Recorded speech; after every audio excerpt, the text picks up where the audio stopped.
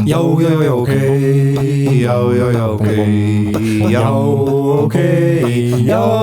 ok. Jæja, góðu hlustendur. Við erum komnir aftur. Check this out. Oh, baby.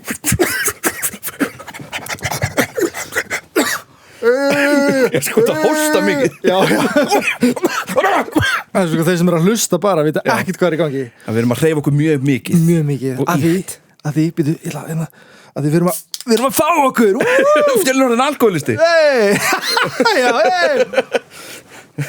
Nei. Við þurftum að hætta að taka upp út af vandamáluna. Ég kom með meðferð. Þá maður byrja að drekka aftur þegar maður kemur meðferð. Þannig virkar það. Nei, við erum komin aftur. Við fórum í klassíska, núna eins og við höfum verið að gera bara síðustu 6 árin. Guð minn almáttugur. Já. 6 árin, þá fórum við í klassíska óvart pásu. Við höfum fengið marga fyrirspurnir og það er eitthvað sem maður þykir mjög vænt að allt í einu fólk bara eitthvað, hvað er þátturinn, bara út á götu. Það var eitthvað sem ég fannst einstaklega sætt. En við erum komin aftur og við erum núna að vinna með að stækka við okkur einhvern veginn, þannig að þessi vinna skila af sér betur einhvern veginn. Og svo erum við líka náttúrulega að breyta formatinu hjá þáttunum, þannig að það eru 2 þættir á mánuði, þannig að aðra hverja viku þá kemur þáttur út og þá höfum við meiri tíma til þess að rannsaka, meiri tíma til þess að skrifa eins betur, meiri tíma til þess að klippa og minni þá tíma og meiri tíma til þess að hætta ekki við einhvern veginn, þannig að þú veist, meiri tíma til þess að geta kjarna okkur inn á milli. Og þeir sem er að hlusta, við getum glatt ykkur að því þetta er í raun og veru líka núna í vídeoformi. Já, þetta er vídeo orðið myndbandast. Hvað er hægt að horfa á? YouTube. Kannski Spotify. Kannski Spotify. Við þurfum að skoða það. Ég held að þessi þáttur verða ekki í vídeoformi á Spotify. Nei. En kannski komandi þættir. Já. Og þeir sem er að hlusta, ég var að opna mér Monster og það er ekki spons. Það gæti verið spons. Ég mist hans. Ég er ekki spons for this company. Er það málið? Er það málið? Ég veit það ekki. Ok. Við sjáum til. Já, núna er ég alltaf svo mikið að horfa myndavel einhvern veginn, eitthvað svona eins og ég sé að tala við eitthvað. Nei, fuck, er ég að drekka? Ég kefti hann þig líka, sko. Þetta er alltilega, ekki pæla í þessu. Okay. Ekki pæla í þessu núna. Oh my god, ég drekka 1 Monster hverjum degi, sko. Við höfum fengið líka 2. styrk. Já. Svo kallað alvöru spons. Og ég veit að einn hlustandi sagði að hann væri ánægður með að við værum ekkert alltaf að tala um sponsa, en við erum með mjög frjálslegt spons, þannig að við þurfum ekkert að vera að tala endalaust um það. Nei. En forlagið, sem er bara svona geggja fyrir sagnfræðiperra eins og við, það mitt hefur byrjað að styrkja og bara bakhjarl þáttana. Bless them. Geggjað, sko. Þannig að það er til dæmis bók frá forlaginu sem heitir Tímaráðuneytið, mjög skemmtileg sci-fi bók sem er búið þýðað yfir á íslensku. Og við erum með hlustandafslátt. Geggjað, ég er að heyra þessu fyrst núna líka, sko. Og kóðinn er jaokhlaðvarp. Bara jaokhlaðvarp. JAOKHLADVARP. Já, einmitt. Og það getur keypt Tímaráðuneytið á afslætti. Og svo náttúrulega líka bókamarkaður forlagsins sem byrjaði 10. september. Þannig að það er æðislega gaman. Ok, ég verið nýbúin að ammali. Já. Og hvað verður gamall þá? 37 ára. Það er gott að eldast. Það er það, ég gleymi því allt of oft. Mér finnst mjög erfitt að eldast. Það er gott að eldast. Og það er gott að eldast. Sorry, ég er víðættu brjálaði. Já. Og það er þessu öllu plossi sem við erum með hérna. Í pláss í stúdíunni allt inn. Vágar heitt hérna samt. Það er mjög heitt, við erum náttúrulega með nokkuð ljós á okkur. Og við erum báðir mjög heitfengni menn, það gleymist líka. Heitfengir, ekki fengnir. Við erum báðir heitir menn. Við erum báðir heitir menn líka. En heyrðu, við ætlum bara að byrja þetta sterkt núna í ár. Já. Þetta season af já, ok. Býtum við ánum byrjum. Já. Mér langar aðeins að tala um forlagið. Já. Þau eru upp á Granda líka, eða ekki? Já, það er bókamarkaðurinn. Það er geggjubúð. Það er ruglubúð, sko. Það er geðveik búð. Ég keypti bókundaginn. Jónsmessu nætur draumur. já, að því við erum að setja upp leikrit í Tjarnabíó, Shakespeare sýnt í september, bara svona plugga því líka. Nú allt að gerast með þess að tix.is. Já, ég bara svona ég er náttúrulega komið inn á það en ég var bara svona, þetta er geðveik búð svona falin perla upp á Granda það er ekki mikið að fölnum perlum út á Granda en bókamarka, eða bara bókabúð forlagsins er geggjuð risastóra, þeir líka búin að færa upp skrifstofuna þannig að bara, þetta er allt samtengt einhvern veginn, pappi mér fór ég fór með hann í júli og hann bara, my god, this is so cheap hann tók sko tvær svona túrista hlunga bækur, bara þú veist, við erum að tala um svona bækur sem eru á starfið bringuna og eru bara með myndir af Íslandi tók tvær þannig, þykkar og flög með það til Portugals hann var svo ánægð með verðin you need to check in those books this price is too cheap það er svo þungar líka þungar this is odd size you can't bring this in my friend, it's okay pappi er náttúrulega þannig svona sjarmur my friend, come on, it's okay burt með hann að drikka hérna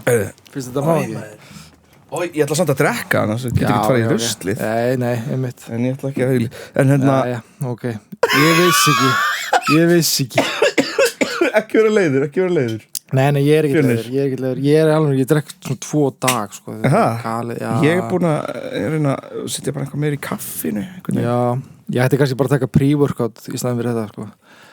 En ég er að reyna get my muscle speaker ég náttúrulega tók smá innblástur af þér sko þú ert búin að vera svo aktífur í ræktinni og í mataræðinu eitthvað svona ég er búin að taka með það smá nú ger ég þetta þannig ég heyrði í minn Bjötta, hvað heitir einkaþjálfarinn? Helgi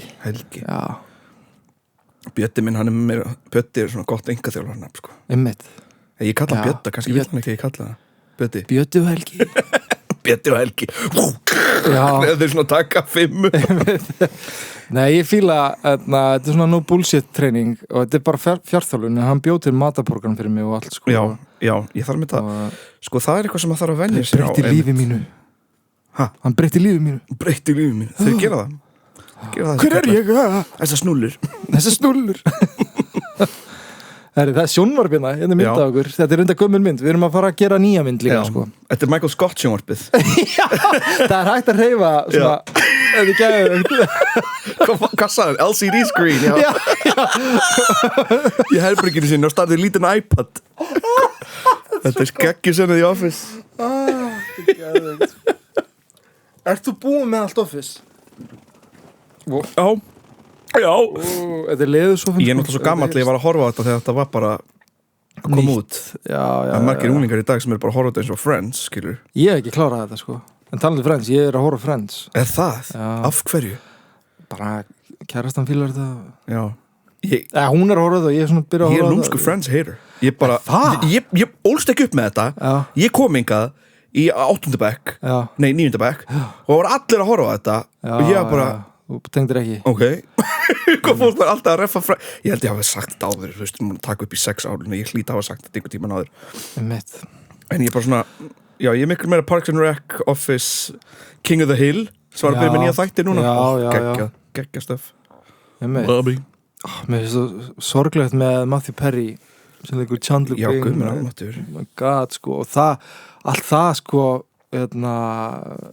mál bara með læknanans og bara, ertu búin að horfa á heimildamyndina? Nei, ég get það ekki sko. Þegar segir alltaf ég er svo lítill stundum. Já, sko Stefán er ofta að horfa á Friends og svo kemur náttúrulega bara Chandler Bing og mér finnst allt svo sorglegt ég er alltaf, damn it Þetta er sem ég horfa á Philip Seymour Hoffman myndir Já, oh man Tinna blessunlega búin að fá áhuga á Philip Seymour Hoffman núna, þannig ég fæ að vera ég fæ að síninni meistarann í fyrsta sinn sko. Hversu geggja er það að upplifa Philip Seymour Hoffman leika í fyrsta sinn Hvað var það sem hann öskri alltaf í körfubolta sinni? Make it rain! Make it rain, já White chocolate! Það var með alls konar sko White chocolate En það Make It Rain, sko, það var Make it rain Shit Það geggjað karakter Fáránlegt að vera svona góðu leikari, sko að vera bæði fyndinn og dramatískur Já Það geggjað, við vorum að horfa á Dát í gær í átina Tjúlu mynd, þetta Meryl Streep og Philip Seymour Hoffman í basically act off bara tvei bara leiklistar visar að leika á móti kortinu það bara tjúlulega að horfa á þetta en við erum ekki að tala um neitt þannig í kvöld í kvöld erum við að tala um Hannes Hafstein ég fór í hann ekki Hannes Hólmstein sko við gerðum þessu þáttum Hannes Hafstein þegar við vorum á RÚV og allan þáttinn, þetta var live þáttur eða ekki? Nei, þetta var ekki live Það var ekki live hérna á sviði Nei, þetta var ekki beinni í útvarpinu sko. Það var bara fyrir hlað Það voru mjög RÚV 0 og það heyrist ennþá það er hægt að hlusta á þáttin það heitir símamálið þetta heitir Sveitasíminn sko svo bara gefur þáttin út og svo heyri Snæri og sí okkur hún eitthvað svona hérna strákar góð þáttur en þið sögðu Hannes Hólmstein allan og ég vorum að tala um Hannes Hafstein og við föttum þetta hvorugi sko ég veit það en við lærum við tímanum sko, já, því meira sem við vitum því minna vitum við það er bara 100% þannig Sókrates já, klassík já, algjör þetta er svona sketchur úr plötunum minni algjör neglu klassík heimspekið þannig því meira sem ég veit, því meina veit ég tjekkja henni á Spotify já, við erum nefnt á Portugalin Fjölnir var bara næst í meðframlandi í þessari plötu og er bara í öllum hljóðsketchunum þetta var ógeðslega gaman elska nýkirkjan sko já, ég veit það getur fólk bara hlusta á það eða vil heyra mér Spotify, Apple Music, Tidal ekki gleyma, þið geta alveg hægt á Spotify eða þið viljið og byrja eitthvað staðar annar staðar nei, ég segi bara þetta er bara því að Daniel Ek var að fjárfesta eitthvað 500 milljónir í stríðsvopn í vopnaframleiðslu eða eitthvað sem var eitthvað gali þetta er svo galin tíma líka með við búum á svo galnum tímum eitthvað svona teknokrata tíma eitthvað sko ok, ég alveg, ef maður hlusta tilbaka á þætti með okkur, sko, þá ég var náttúrulega nýbyrjar eiginlega, sko, að díla við kvíða á þessum tíma, sko og ég er búin að skána alveg helling, sko og ég var svo hræddur bara svona hvað ég sagði og eitthvað svona dót, sko en svo í dag, þá er þetta ekki þetta snýst ekki endilega um hræðslu hvað ég segi þetta er meira bara svona, mér langar ekki að styðja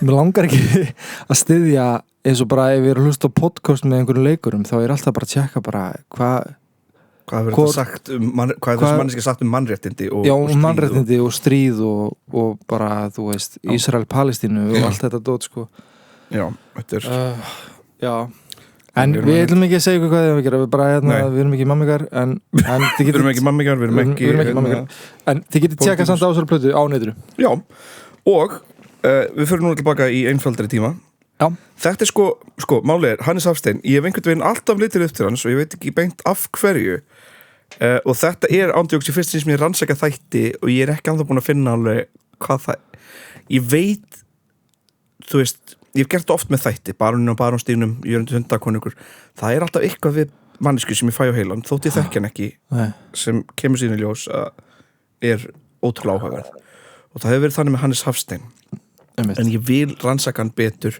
og sagfræðingar sem hlustið á mig þið með endilega senda mér áhugavert efni Hannes Hafstein út af því að ég er að fara mjög vítt hann hér þetta er einhvers konar sko þetta er mjög skemmtileg þáttur í heild sinni en þetta er líka smá svona undirbúningsþáttur ef ég tala Hannes Hafstein seinna mér skilur, þetta er meira bara svona Ertu að hlaða í live þátt eða? Kannski, það geti vel verið ég væri til í að tala Hannesar Hafsteinar árin í Kaupmannahöfn því ég hef heyrt eitt og annað á djamminu það sem ég væri til í að muna daginn eftir já, mér fólk kemur tímur og segir mér hluti ég er eitthvað, wow, shit, what the fuck svo vaknaði daginn eftir ég er eitthvað hvað var það þurr þú veist þá mann ég bara næst ekki neitt þannig endilega senda á mig bara gegnum jáki hlaðvarp á Instagram eða á Facebook eða eitthvað en tölum Hannes Hafstein 4. desember 1861 fæðist Hannes Hafstein að Möðruvöllum í Hörgárdal. Þessi maður yrði seinna meir fyrsti ráðherra Íslands þann 1. febrúar 1904. Og það er það sem gerir sko, ef maður punta eitt við Hannes Hafstein í íslenski sögu, þá er það þetta. Þú veist, þetta, hann er fyrsti ráðherra Íslands. Hann er fyrsti ráðherra Íslands. Það er ógeðslega, ég var nefnilega að hugsa að við höfum talað hann áður, að þú hefur rannsakað og gert þátt hann. Og þú ert líka bara, held ég, smá bara hrifin á hann, held ég. Já. Smá skotin í honum. Okay, ég er ekki það, aldrei smá. Við erum líka dátti líkir, sko. Ég og Hannes Hafstein, ég geti leikið hann, sko. Ok, þetta er svona sjálfsást, kannski. Já, kannski. En ég bara var bara að hugsa áður við byrjum, bara, ég veit ekki hann mann. Nei. Ég veit ekki hann, við höfum oft talað hann. Já. Hann var fyrsti ráðherra Íslands, já. Fyrsti ráðherra Íslands og góðvinur konungana. Og góðvinur konungana? Já, Friðrik VIII sérstaklega. Já. En maður líka í sambandi við Kristján X, maður líka hitt á hann. Eitt til að ruggla maður geðveitt mikið líka er þetta konungstót að vera alltaf eitthvað 4., 5. eða 7. Já.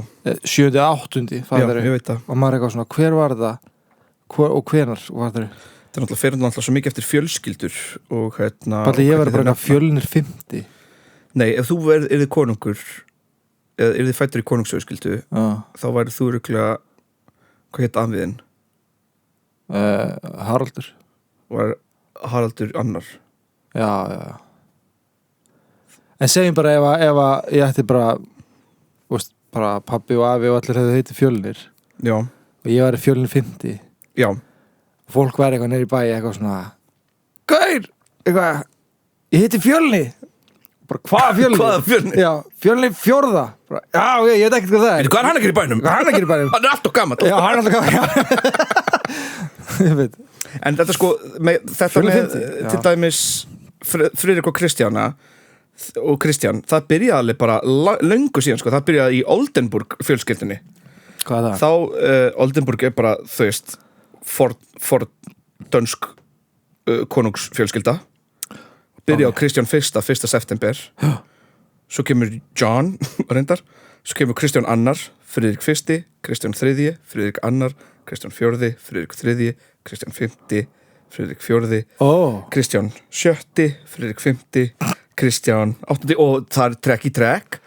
Þangað til að við erum komin hérna í Kristján 9. Sem er síðan, og síðan kemur Friðrik 8. Hann var snillingur. Hann var meistari. Nei, Friðrik 8. var meistari, hann elskaði Ísland. Ekki 9. 8. Hann má hittast mútið Fríks, Kristján 9. Nei, en svo kom Kristján 10. sem var síðasti kóngurinn okkar, Íslands. Svo bara urðum við bara sjálfstæð þjóð. Eftir það kemur Friðrik 9. og svo Margrét önnur, það var búin að koma ykkur Margrét þarna, og Friðrik 10. Þetta skiptist alveg lengi þarna. Kristján Friðrik og það bara í tölunum. En já. Talandi svona þetta líka, þetta er ætt, fattar við. Svo er fólk með ættanöfn í dag. Ég er til dæmis ekki með ættanöfn. Nei. Og veist, gæti ég bara byrjað þegar ég eignast börn bara, ég ætla að gera hérna ættanöfn. Ísland sko er mjög einstakt land í því að það er ekki mörg lönd sem gera það sama á Ísland og að nefna einhver son. Já. Það er frekar með ættanöfn sem verða mjög aðalgeng, skilju. Í sumum löndum er Nújen mjög algengt ættanöfn. Í Portugal er Netu mjög algengt ættanöfn. Bara mjög algengt. Eins og það sést reglulega bara fótboltamenn sem heita eitthvað Netu eða eitthvað Silva. Eins og í Bandaríkjunum Smith, mjög algengt ættanöfn. Hér er það kannski Bergmann. Jensen, eins og í Danmörku Jensen. Sýsti mín er Jensen. Mokk, eða ekki? Mokk, Möller. Þannig að þetta er svona við, það er eiginlega einstakara, finnst mér stundum að vera með bara, eins og við segjum, einhver son en annað. Þótt að sé náttúrulega voða pen að vera með ættanöfn á Íslandi. Það er flott. Það þykir voða flott. Ég get ekki byrjað bara eitthvað, Guðmundur Tormann Fjölnisson, hann myndi svo halda Tormann nema þú flyttir kannski, ég held að þú flyttir Bandaríkjana, verður Bandaríkjabúi fáir að skipta nafninu þínu og koma síðan tilbaka og merkja það sem ættanafn. Já. Ég held að það sé ekkert, var ekki það sem Gnarr gerði, ég man það ekki. Jú, þeir samþykki ekki nafnið þess. Hann fór til Texas. Já, ég veit, Gnarr. Þannig hann getur notað Gnarr sem ættanafn. Já, ég held það, Já, ég veit, fyndið. En Hannes Hafstein. Já. Það er þannig. Já, við erum að tala um hann, já. 4. desember 1861 fæðist hann. Foreldrar Hannesar voru Pétur Jörgen Hafstein H-A-V-S-T-E-E-N sem staldið merkilegt. Hvað? Ekki nei. En hann var íslenskur Þú varst að stafa þetta. embættismaður. Bara nei, ok, ég ætla ekki að segja þetta. Hafstein en já, þetta ég held að það sé danska rætur þarna. En ég ætla ekki að staðfesta það. Ég náði ekki að rannsaka það. Foreldrar hans var Pétur Jörgen Hafstein amtmaður sem sagt, og ef fólk man ekki hvað amtmaður var, þetta var gamall titill á Íslandi, pínu lítill Ant-Man, Marvel Ant-Man þannig að þetta geggjum Marvel mynd Ant-Man, já. En amtmaður átt að vera Ant-Man stýr Amtmaður átti að vera búfastur á Íslandi og hafa umsjón með löggæslu, dómsmálum og kirkjumálum í fjarvist stiftamtmanns og eftirlit með embættismönnum. Stiftamtmaður svo Trampi sem Jörundur tók fastan. Stiftamtmaður var sá sem talaði fyrir danska konungin á Íslandi eða bara svona var bara eiginlega næstaráðandi á Íslandi á eftir danska konungin. Og móðir hans var Katrín Kristjana Gunnarsdóttir, dóttir prests í Laufási. Katrín var þriðja kona Péturs, pappa Hannesar, en fyrsta eiginkona hans, Guðrún, sem hann elskaði mjög heitt, lést fyrir aldur fram.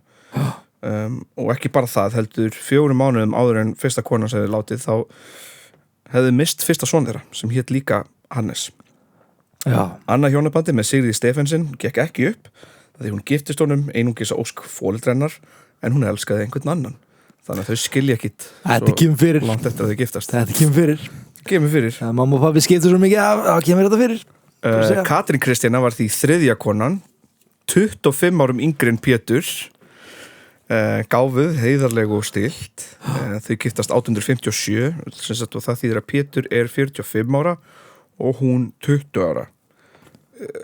Já 1857. Hann var hvað gammal? 45 ára.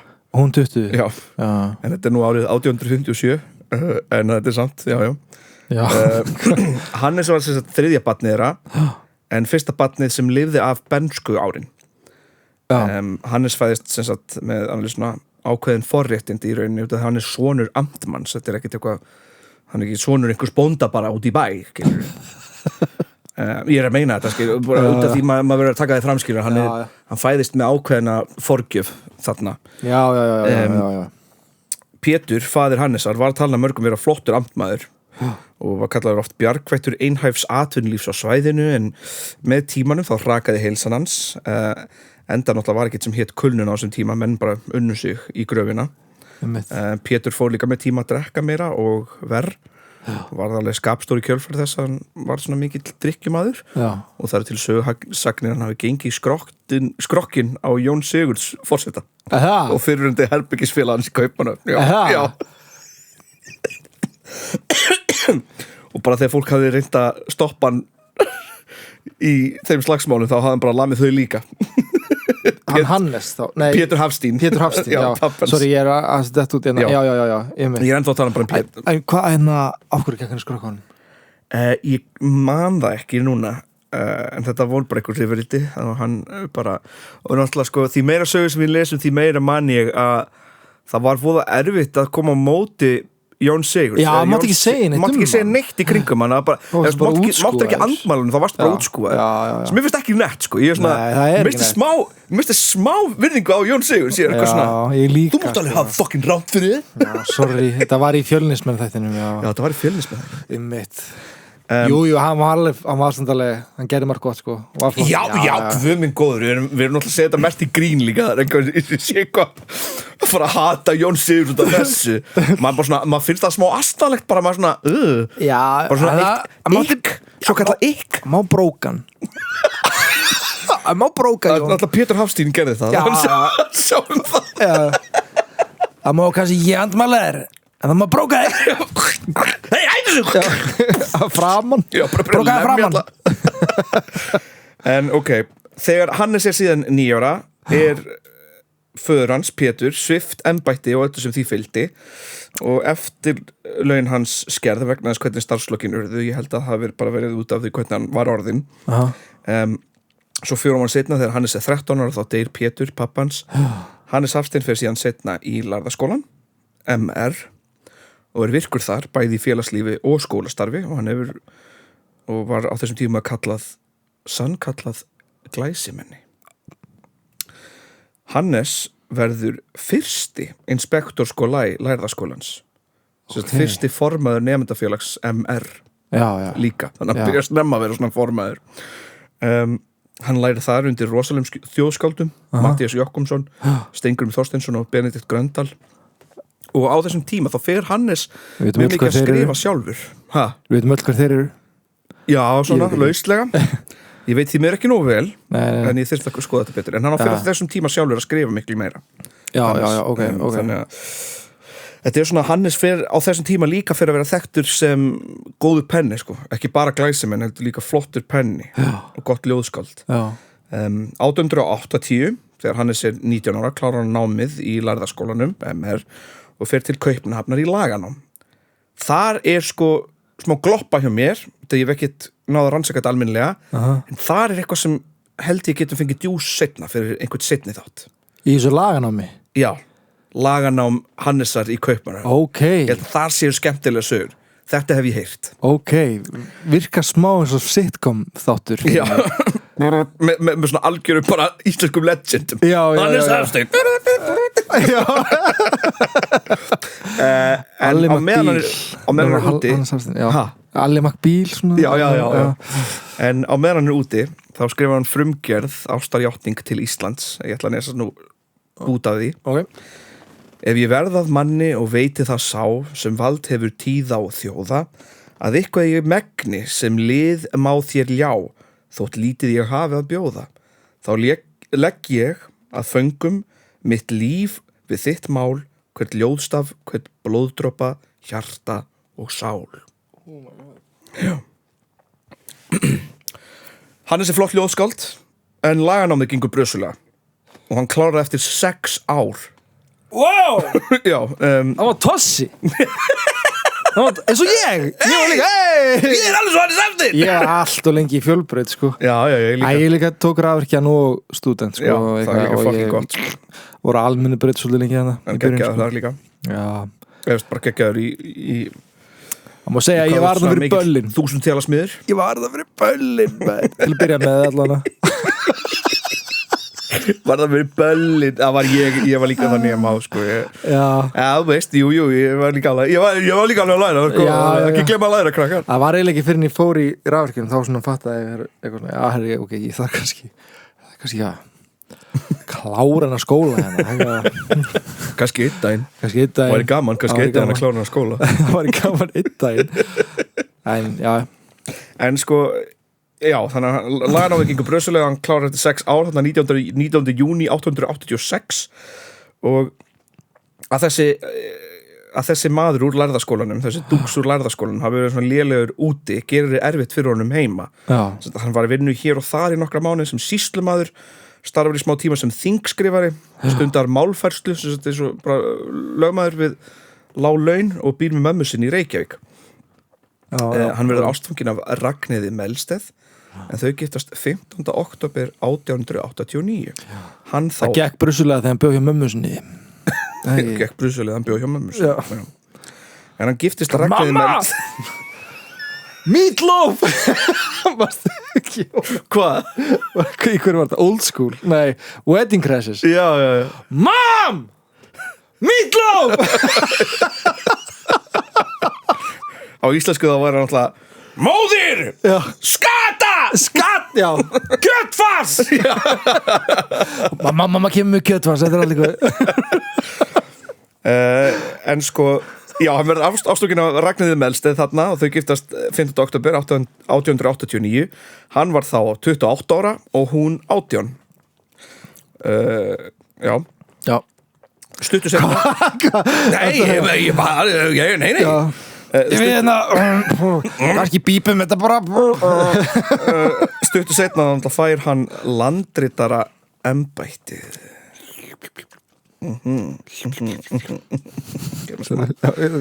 Smá sjónvarpinn að borða. Sorry, ég er að hlusta, sorry. En stuttu seinna, eftir brúðkaupið á 1889, þá fær hann landritarembættið sem flott starf. Nú fer ég bara að lesa nákvæmlega hvað landritari var. Það setjum ég stillingar. Landritari hafði yfirumsjón eins og hann færist. Landritari hafði yfirumsjón með öllum skrifstofunum, skrifar fyrir hönd ráðherra undir öll þau mál sem samkvæmt almennri skrifstofuvenju ganga eigi til úrskurðar ráðherra sjálfs. Ef ráðherra deyr þá gegnir landritari ráðherra störfum á eigin ábyrgð þangað til skipaður hefur verið nýr ráðherra. Þegar svo stendur á sætir hann einni ábyrgð stjórnar athafna sinna fyrir landsdómi. Ef mér skilst rétt þá var hann ritari hjá Magnúsi Stephensen landshöfðingja. En landshöfðingi var æðsti embættismaður danska ríkisins á Íslandi árunum 1873 til 1904. Okay. Hannes býður sig fram til þings í Reykjavík 1894, nær ekki kjöri. Þannig að 1895 reyna hann á kjöri í Gullbringu og Kjósársýslu, en nær ekki kjöri þar heldur. En haustið 1895 verður Hannes hins vegar sýslumaður á Ísafirði. Virðulegt og flott starf. Hann tók við af Skúla Thoroddsen sem hafði verið vikið úr embætti fyrir offæri í opinberu sakamáli. Og þetta voru skúlamálin. En það er þáttur út af fyrir sig. Við höfum ekki talað það. Skúlamálin, en Skúli Thoroddsen, við höfum talað eða ekki? Já, er það? Gæti fyrir, við erum búin að vera aðeins 6 ár gamli. Það er sko 200, hvað, þetta þáttunum hvað? Ég maður ekki, 200 og... Já. Það kemur alltaf ekki skúlamálin þegar maður googlar okkur. Nei, ok. Skúlamálin hafa meira að segja verið kölluð pólitísk ofsókn.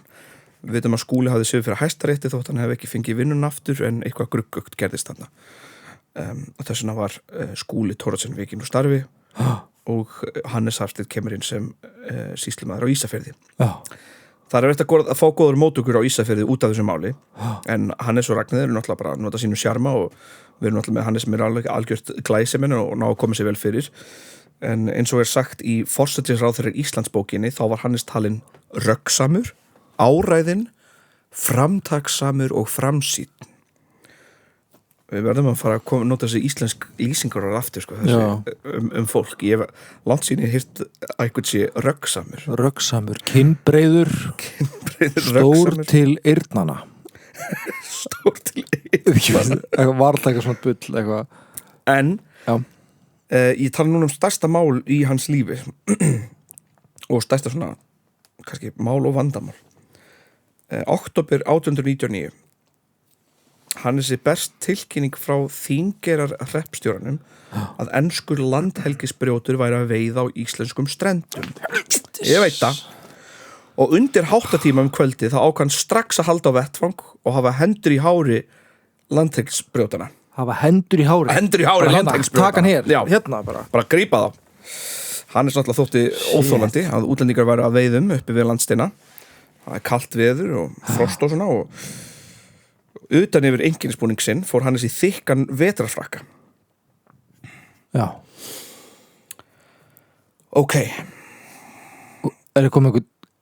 Hann fer þá það sama kvöld strax á vettvang til að stöða þennan landhelgisbrjót. Hannes og Guðjón sem kom og sagði hann frá þessu lögðu af stað 4-leytið og komu til Jóhannesar hreppstjóra að Mýrum við Dýrafjörð 10-leytið. Þeir þurftu náttúrulega í þessari leið að brjótast yfir fjöll sem voru erfið yfirferða vegna snjóþingsla. Okay. Togarinn Royalist var enn að veiðum þegar þeir náðu að koma. Og sko togaramenn vissu að það hefði verið sýslumaður á ferðinni. En þeir bara gisku allir að nýrði of seint út að það væri enginn að fara að ferðast miðjanótt í svona óveðri. Já, var það bara bátur? Þetta var bátur að veiða á íslensku strendum sko. Já, inn fyrir sjómílunar okkar. Já. Sem voru ekkit mikla sko? Þá sko. Já, nei, bara við strendunar. Þegar Hannes mætir hann alltaf full snemt eða þú veist bara á röngu tíma í rauninni þannig að hann þurfti að bíða eftir bátum úr róðri þar sem ekki kallmenn voru heima og eftir hádegi kom bátur Kristjáns Ólafssonar frá Meiragarði að landi. Já. Þannig að formaður bátsins var Jóhannes Guðmundsson frá Bessastöðum. Þannig að í bátnum þá er Jóhannes. Ef mér skilst rétt, ég fór yfir þetta nokkur sinnum og ég fór yfir mismunandi bækur og vefsíður og ég var svona farin að ruglast aðeins þannig að ég er að reyna að lesa svona það sem ég held að hafi verið rétt. Í bátnum voru Jóhannes Guðmundsson frá Bessastöðum, Jón Þórðarsson, mágur Jóhannesar, Jón Gunnarsson, vinnumaður að Mýrum og Guðmundur Jónsson, piltur ungur frá Lækjarási. Hannes skipaði þeim að bara flýtast út í togarann og bátsverðinir voru svona ekkert alveg mjög peppaðir til þess, það var aldrei ógnandi að fara að gera þetta, en Hannes bara gekk alveg hart að þeim og bara sagði bara nú seglum við bara, tökum við bát einhvern veginn. Þannig að þeir fara og í bátnum líka einni Guðjón Sólberg sem talaði ensku. Það var sterkur vindur út í fjörðin og bara slæmt veður. Hannes faldi náttúrulega einkennisbúningi sinn undir frakkan til þess að leina á sig sko, þannig að það myndi ekki fatta að væri á leiðinni alvöru bara sko ég þekki það vel, ég að lesa á bodylanguage-inu að þú ert að fara að segja eitthvað hræðilegt sko.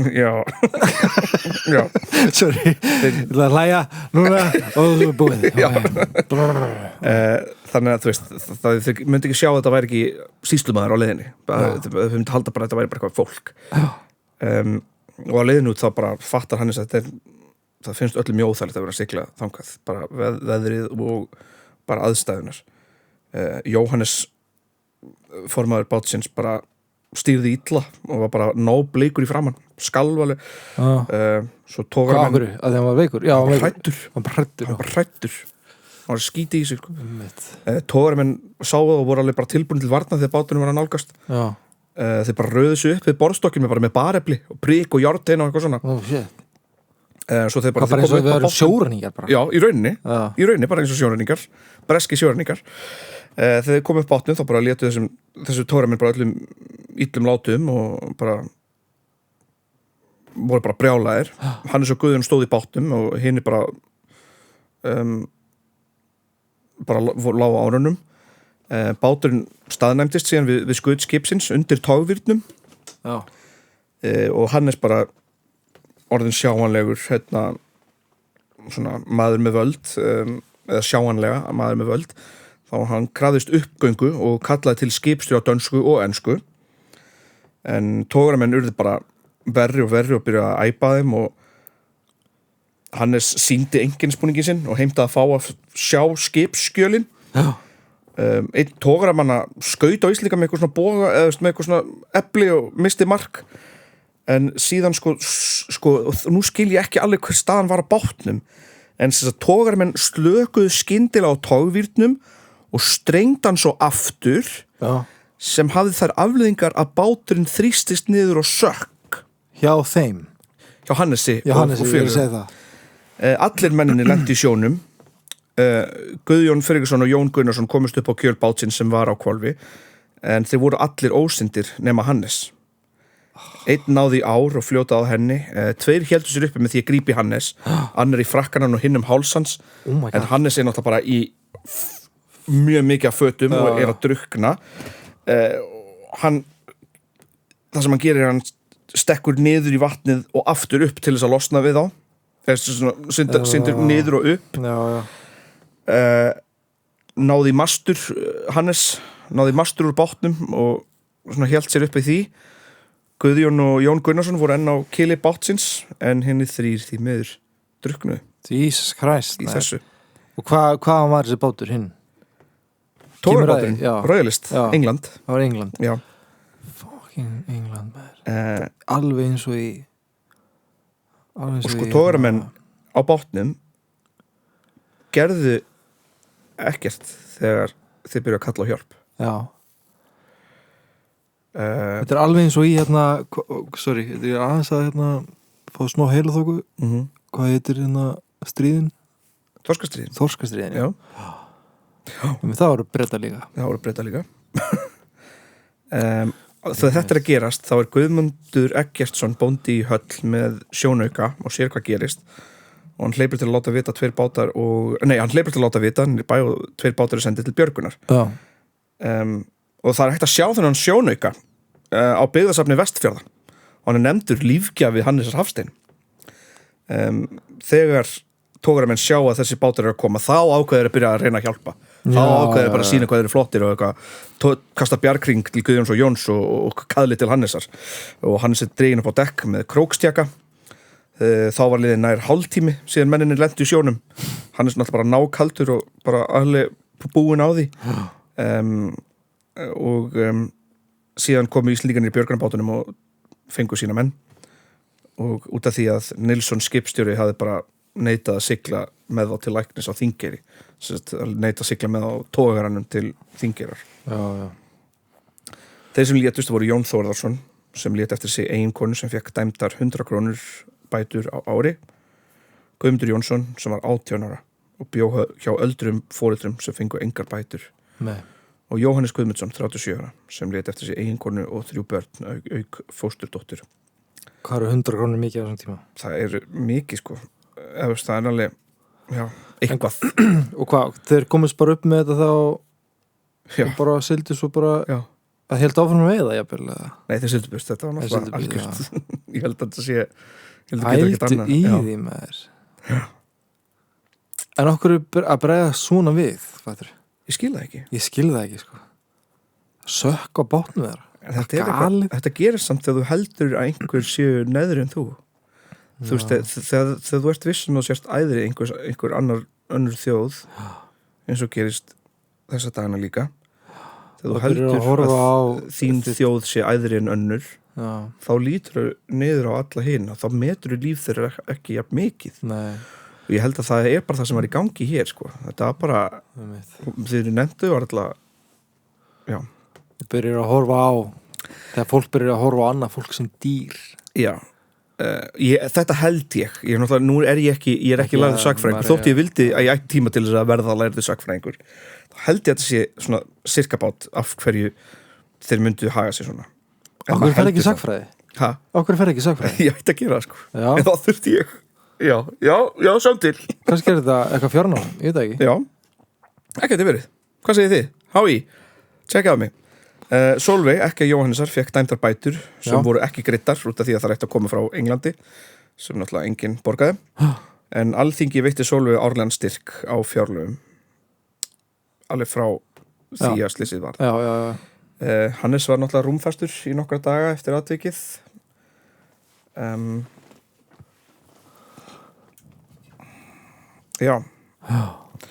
þess að atburður náttúrulega hafði mikil áhrif á viðhorf Hannesar yfir hlutum og hann fannst mjög erfitt að svona margir skildu hafa mist lífið fyrir þessa tilraun sem hann hafði sjálfur haft frumkvæði að Einnig fannst hann sjá hvað við lítla þjóðin væri stundum máttlaus gegn svona ofurefli þannig að það kent sjálfum sér mann kenti sjálfum sér og sjá hvað við vorum lítil þjóð og sjá hvernig var litið á okkur þannig að þetta var atvik sem gerðist við hann sko, sem fannst náttúrulega voða flott að standa upp fyrir þessum báti og þessum landhelgisbrjótum en Hannes montaði sig aldrei að þessu þetta hann bara fannst þetta mjög erfitt sko og þetta er erfitt ár fyrir Hannes það er sama haust á deyr Engarsonur hans úr Taugavíki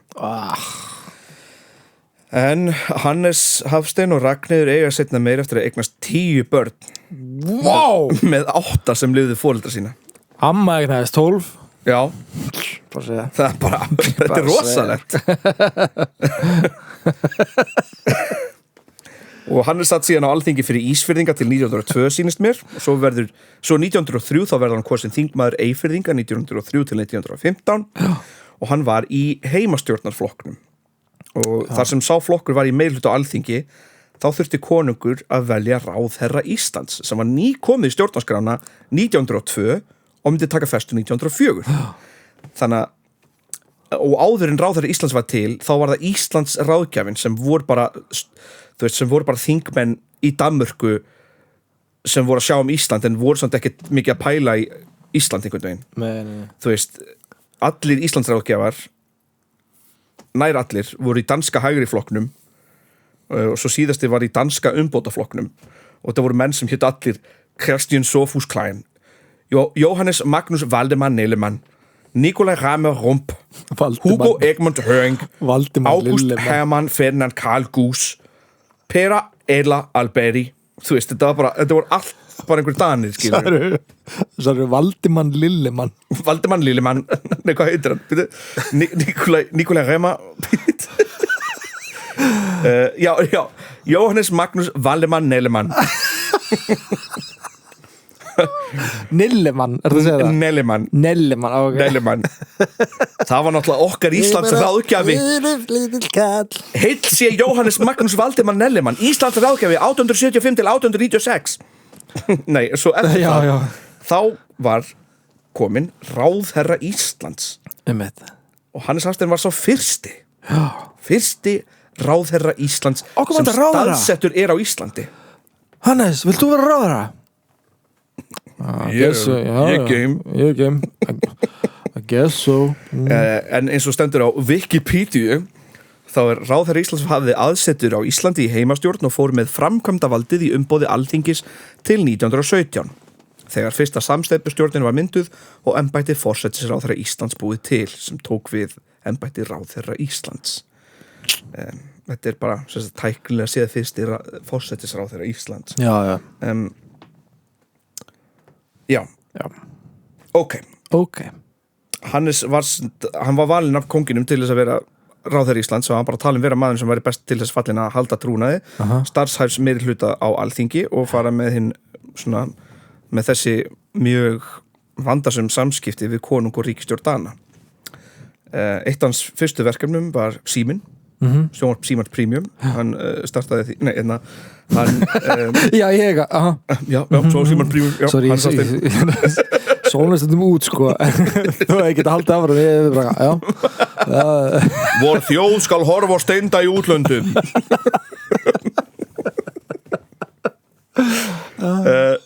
en það hann að koma með síman almennilega til Íslands og þetta tölum við líka í sveita síman manstu. Það alveg mjög mikið mótmæli og tala þetta sé hræðilegt og bara eitthvað að leggja símalínu yfir landi sé bara eitthvað hryllilega slæmt fyrir náttúruna og göngugata á Laugaveginum þetta var að skemma Laugavegin Þetta voru fyrstu bara símafallsfréttirna skilur og hér erum við að tala um 5G í dag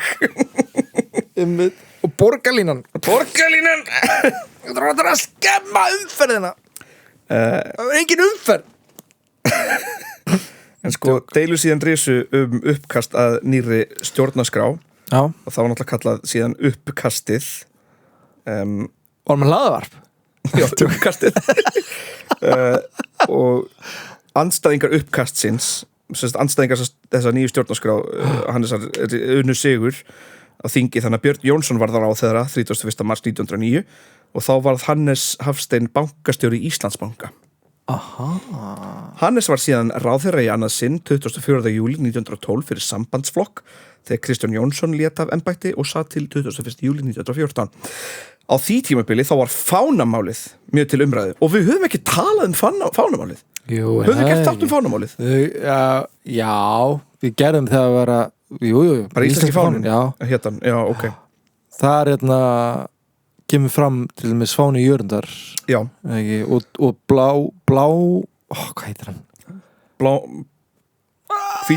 Hvítbláin, já fyrir á ekki að fara léttilega við fánamáli gera Hvítbláin var fáni Íslendinga áður en íslenski fáni var tekin upp Einar Benediktsson átti hugmyndina 1897 mann yrði þjóðfáni Íslendinga Íslendinga var hrifnar af því og hvítbláin var óformleg fáni Íslands næstu árin eftir 1897 og svo 12. júní 1913 þegar Einar Pétursson ákvað að róa Reykjavíkurhöfn með fánan í skut bátsins þá var skipstjóri danska skipsins Íslands Felk ekki ánægð með það fannst Einar róa undir fána sem skip og bátar í hinu danska konungsveldi mætti ekki nota og gerði því fánan upptaka Af hverju, segir hann var að róa undir þessum fána sem skip róðrabátur og bátar undir hinu danska konungsveldi mætti ekki nota einhvern annan fána en danska fánan og gerði þess að fánan upptaka alveg rétt, mér rámar í það Sú aðgerð fjall ekki kramið hjá vikingum og drógu margir þeirra hvítan og bláan fána að húni meira að segja sama kvöld söfnuðust Reykvíkingar saman á útifundi við gamlan barnaskóla við Fríkirkjuveg þetta voru svona 4-5.000 manns þriðjungur Reykvíkinga á þessum tíma fánamáli var stórt mál hjá landsmönnum umræðan fór fram á Alþingi sem leiddi þess að konungur gaf út tilskipun 22. nóvember 1913 að Íslendingar skildu fá sérfána og úrskurðum að þannig og þá fengum við fánan sem við eigum í dag Fyrir Ísland skal löggildur vera sérstakur fáni. Gerð hans skal ákveðin með nýjum úrskurði þegar ráðherra Íslands hefur haft tök á að kynna sér óskir manna á Íslandi það atriði. Þennan fána má draga á stöng hvarvetna á Íslandi og íslensk skip með sigla undir honum í landhelgi Íslands. Þó það vilji vor að á húsi eða lóð stjórnarráðs Íslands sé jafnframt degin upp inn klofni Dannebrogs fáni. Á ekki óveglegri stað né rýrari að stærð heldur en íslenski fánin. Þessi vor allra hæsti úrskurður skerðir að engu rétt mannana til að draga upp Dannebrogs fánan eins og að undanförnu. Eftir þessu eigi allir hluteigendur sér að ægða. Það máttir draga upp danska fánan eða vildir. Það var ekki mátt upp draga franska fánan eða vildir en mátt líka draga upp íslenska fánan. Þegar búið ákveða það sem Hannes Hafstein átt að gera. En þetta var lengra mál en það var. Og konungur vildi bara alls ekki að hvítbláin fánin og það var of líkur einhvern grískan fána. Það var gríski konungsfánin eða siglfánin. Sko ég veit hann mjög einfaldur. Kannski þess að mér finnst finska fánin líka. Já, ég held að þessi þekstana sem ég sé svona hrifin á honum að þetta bara inverted finski fánin. Já, nokkulega. En íslenski fánin í dag mjög flottur sko. En mér finnst það alltaf bara svo líkur breska. Þetta bara eins og breski fánin nema breski en líka með kross. Já. Ég hefði verið til í jörundafánum. Já, svona X. Já, jörundafánum var flottur. Hann flottur, sko. En fánamálinu alltaf bara... Hann ljóðrætni. Já, hann ljóðrætni. Hvað, ég veit ekki. Já, ok, sorry. Síðan tók Sigurður Eggers við ráðherra embætti af Hannesi. Eggers með setu. Já, Eggers. Hannes settist á aftur sem bankastjóri Íslandsbanka og var þar til 1917 þá hann sagði af sér vegna heilsubrests. Út af því að síðan 1922 þá deyr Hannes Hafstein í Reykjavík 61 ára aldri. Við ætla að klára söguna Hannes í bili þangað til að við lærum eitthvað meira hann og viljum kannski taka einn sérlegan þátt það. Þá vil ég segja eitt ljóð ég vil fá að lesa upp eitt ljóð sem Hannes Hafstein skrifaði. Heitir Sprettur. Já. Ég berst á fáki fram veg mót fjallahlíðum háum hleypi ég og golan kissir kinn og á harða spretti hendist áfram klárinn minn. Það sem fjöllin fljúi móti mér, sem kólfur loftið kljúfi, klárinn fer. Og lund mín svo létt, eins og gæti ég gjörvalt lífið geisa fram í einum sprett. Þetta bara eitt af fjölmörgum ljóðum Hannesar Hafsteinar. Góður penni. Góður penni og til örugglega ábyggilega miklu betri ljóð en þetta ljóð. En þetta Hannes Hafstein í stórum dráttum.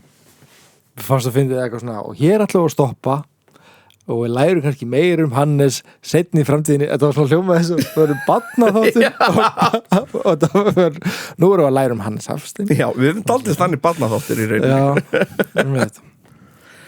En já, það gaman að vera mættur aftur til hlustenda. Við þökkum stuðningin og þolinmæðina líka. Já, takk. Og fylgdina í gegnum öll þessi ár. Nú að þessi þáttur er svona senn á lokum þá vil ég kannski biðja ykkur að muna að deila þessum þáttum við fólk sem haldið muni fíla þættina og eitthvað svona því þá getum við alltaf fengið fleiri hlustundur og þannig fengið fleiri styrki og stuðning við styrki. Það væri æði. Já, það væri æði. Eitthvað ber engin skylda til þess. Við erum náttúrulega ennþá með Buy Me a Coffee, getið keypt okkur kaffi. Þið þurfum ekki að gefa okkur pening, þið með líka bara hlusta og njóta. Já. Ég ætla að gera TikTok síðu. Já. Þess að getum postað fyndum klippum úr þáttunum. Já. Og þið getið þá follow okkur á TikTok, þið getið follow okkur á Instagram, þið getið follow okkur á Facebook. Já. Þið getið follow okkur á LinkedIn. Það? Já. Og ekki gleyma forlagið. Og OnlyFans. Já. Þar erum við með hlaðarpið tekið upp bera neðan.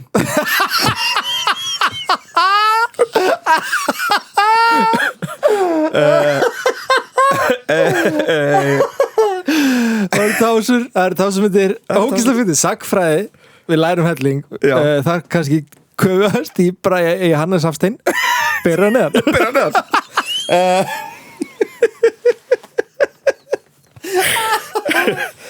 Ekki gleyma bókina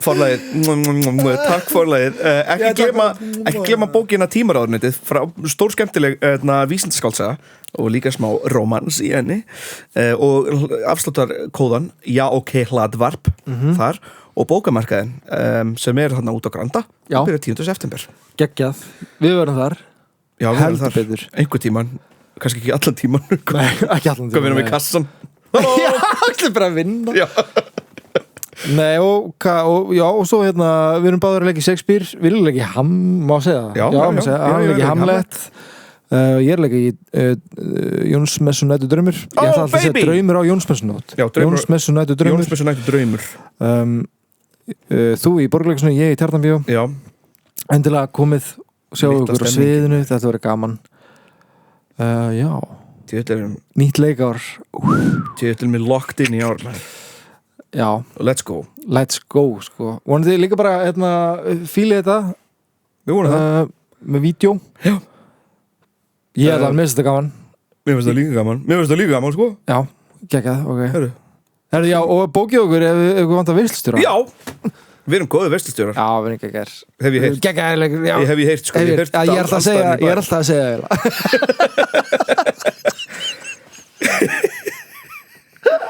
Já, ég hef heyrt það frá Fjölni ef við séum góðið veislustjórar við tveir Æ Heyrðu, elskunar, takk kærlega fyrir fyrsta þáttu vetrarins Við erum komin aftur YouTube líka YouTube. Já, ok, ég hættur Og deil okkur á hlaðvarps Facebookum Deil okkur á Reddit Iceland Deil okkur á allstaðar Og takk fyrir Wow, svo Heyrðu, fór bara einmitt í pásu Skrýnsir Ok, bye Já, ok Já, ok Já, ok Já, ok